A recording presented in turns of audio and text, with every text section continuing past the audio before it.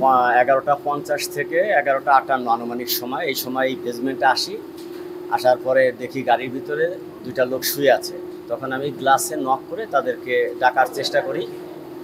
যখন কোনো সাড়া না পাই তখন আমি দরজাটা টান দিই, দেওয়ার পর দরজাটা খুলে যায়, পিছনের দরজাটা খোলার পরে আমি তাদেরকে আবার ডাকি। ডাকার পর যখন কোনো সাড়া পাই না তখন হঠাৎ করে আমার চোখ পড়ে ওই যে পিছনের যে লাশটা আছে তার মুখের উপরে ফোসকা পড়া, অর্থাৎ আমাদের পুড়ে গেলে যেরকম ফোসকা পড়ে ওইরকম তার হাত এরকম ছিল সম্ভবত।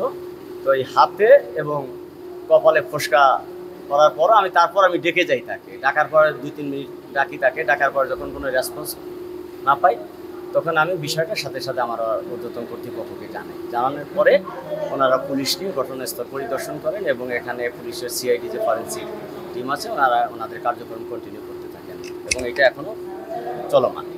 এইটা গতকাল 10 তারিখ সকাল 5টা 45 মিনিটে আমাদের বেসমেন্টে ইন হয়।